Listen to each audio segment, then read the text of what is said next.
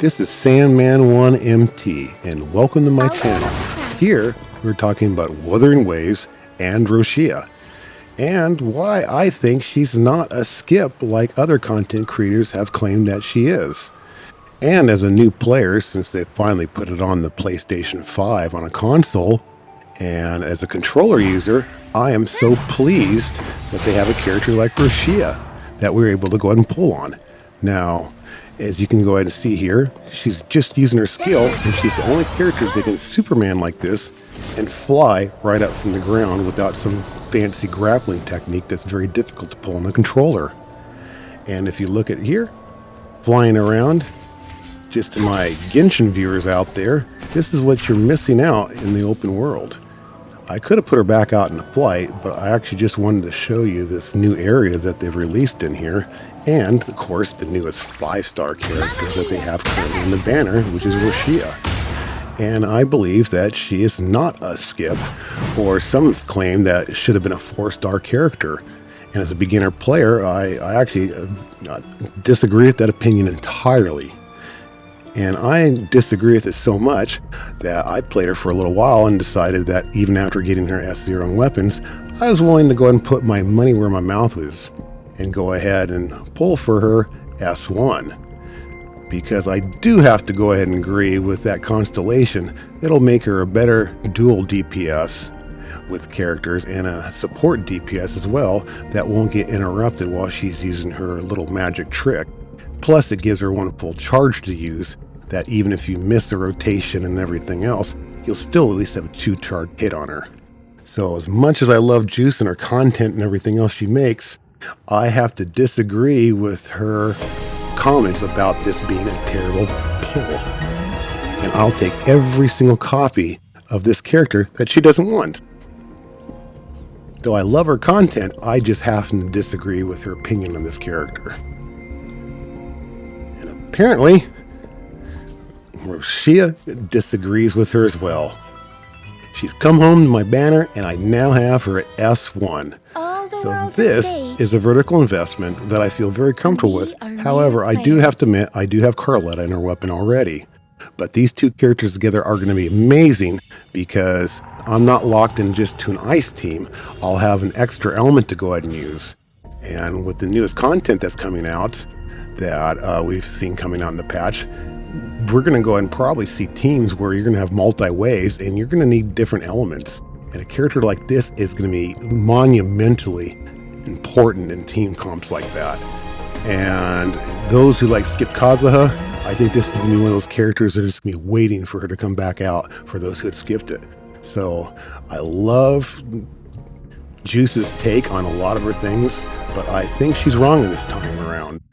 I'll link the video that I'm referring to at the bottom of this. However, I got to give her a shout out to her awesome video because I learned some of the basics of this game and how intro and outro skills and all that work because she did an awesome video explaining that. And I'll link that to this video as well. So I'm still trying to go ahead and pull for maybe even our S2. I'm being a little greedy over here. And I want a few extra copies of Yoo-Hoo as well. Whether you need help with working out or... Like I said, I do go ahead and really love this character, and being a new player and one who just started, I think she's worth the investment. That's my opinion anyways. And just look at this over here. I'm going to get that extra controller energy. She's got that interruption resistance now, and she is a great addition to my team with Carletta, Zeshi, or a lot of other characters that are going to come out in the future. She's just going to pair really well with them and be able to go ahead and do a dual DPS even with her just S1. Now we have upcoming here is my very first battle actually using Rosia. And as a new player, you can tell all of mess ups I'm doing and how forgiving this player is. And I think those like Sanitos would be just tearing my gameplay apart right now and how I'm messing all these rotations up. And he's right. However, despite my bad gameplay, this little character at her S1 is amazing at carrying through. As you can see, she's not getting interrupted while using her talent skill because of that sequence that she has on her. So even though I'm a beginning player, this is very helpful to me. And I think those in the meta that have been playing the game for a while, forget those of us coming into the game, might appreciate a character that's able to provide this ease of use on a character like this. Now this is my second rotation right afterwards. Still taking some hits and everything else. However, I learned a little bit from that first rotation. And look at the damage she's able to go and do. She starts out, and she's just kind of hitting everything else.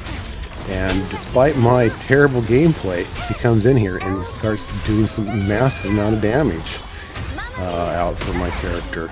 I can swap out and have Carlotta take over. I messed everything up there and everything. So I come, look at that.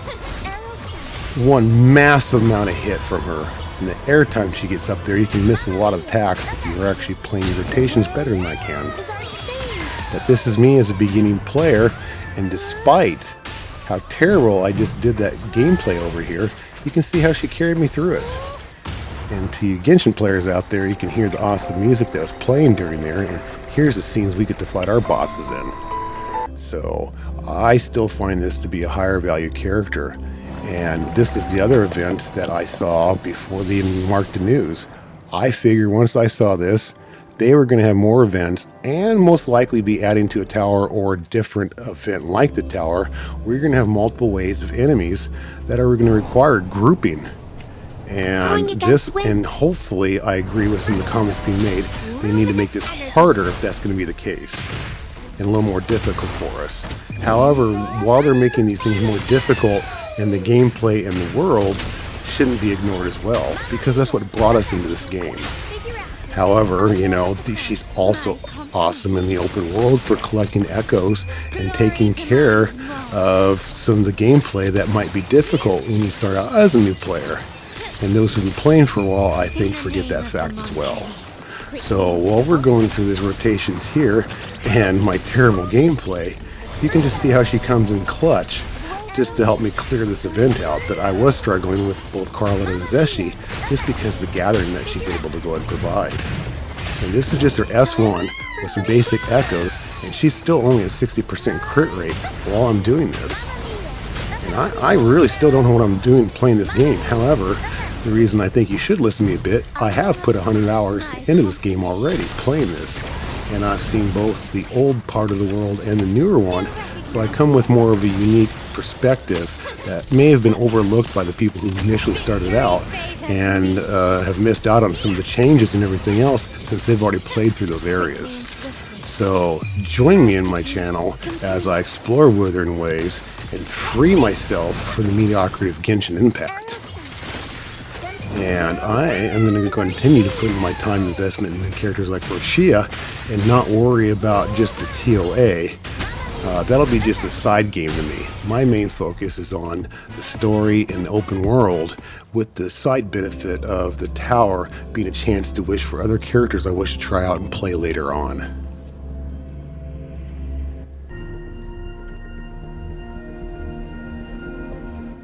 And the other thing that I think that makes Rosia a good pull for a beginner like myself is that this character has Dungeon on it, and the fact that you get Havoc Rover for free, and that you can use those with her, and you can pull when Camellia comes in later, because she hasn't been on my banner yet, so I can always pull on her later on and have one of her best supports already for her.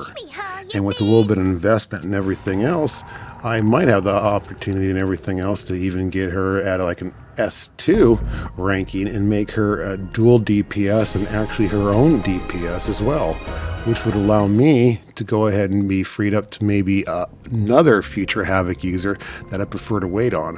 One that might be a little less crazy and takes less field time. And the awesome thing about Wuthering Waves is, well, I have a chance and opportunity, a few more wishes here for just playing the game. This game also gives you free 5-star standard weapons, but 2 or 3 of them are actually crit rate. They're very good weapons. Wuthering Waves gives you so many chances and opportunities to go ahead and get extra characters and wishes without having to spend. That I think after you get a main DPS, a character like Rosia or other ones that you just find interesting and fun to play are well worth the investment. And here I am still trying to get her S2. I think she's worth the investment. I really do. I can't underestimate her. And this is my 43rd pull, by the way. And there she is, folks. S2 Rosia. I now have a main DPS if my echo rolls go extremely well for her. So all those who want to pass her up, I'll take every single one of those copies that you don't want, because she seems to keep on wanting to come home to my account. Now, all jokes aside and everything else, I'd like to also go ahead and just ask the audience that, well, these things magically appeared from nowhere. I don't understand where this happened. I guess I just have to go for her S3. I just like her so much. I know probably my audience thinks I'm probably making a mistake with this, but I figure if I get this, I got a main DPS and I can just pretty much use her with anybody. And her and Carlotta are just going to be a fun team comp, her and Encore. I just find her value in so much fun to play, and her forgiving nature and style of her gameplay to be so appealing. Plus that little intro skill that you can use with the other characters can pop out and just give that extra gathering and time that you need for your other main DPS to do their damage as well.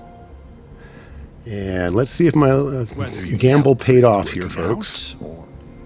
And we have S3. We have S3 Rocia, people. All the world's a stage. This character seems to love this account. So yeah. Well, I didn't get all that. I think her name's Dancia to go up with her, but well, I'm happy with this. How can you say no to this little showmanship that she does for us? Now, as you can see, my Rocia has 80% crit rate, and she already has 184 crit damage. I'm still working on her build. However, this is only with a couple days of echo grinding on her. And as you can see, I have her weapon, of course, with this kind of investment, but she's got the proper echo set. I got a crit rate piece with some crit damage on it. I got the proper Havoc 3 cost pieces that she needs. Nothing amazing, but at least with the skills that she needs on each of the pieces. I got some crit rate, some energy regen, even some that liberation damage bonus, which I think she benefits on. And this one's got a nice amount of crit rate and energy regen, and other stats that she can use as well. And I'm capped out at level 70 where I can't ascend her until I get to level 50, but I am at rank 47 already. And there's that S1 that we saw earlier that gives her that interruption resistance and that first charge instantly. The second skill that goes ahead and increases her and all the other team's damage bonus of Havoc damage up to 40%. And the one that makes her a true DPS that gives her extra crit rate and crit damage. I am pleased with how this turned out on my account, guys. I think she's worth the extra time and investment I did, and I think she can be for your account as well. However, she is a little more of a higher investment character to go ahead and get this kind of output out of her. But overall, I think she's worth the extra time and effort on any beginner's account. If you already got yourself a main DPS already, she is a great support in both open world and some of the upcoming content that is coming to Wuthering Waves. Said she's feeling like she can take So out hit that like and subscribe, and your pulls might go as well as mine with Rosia. Hero said she likes you even more now. Seems her strength and confidence are growing fast.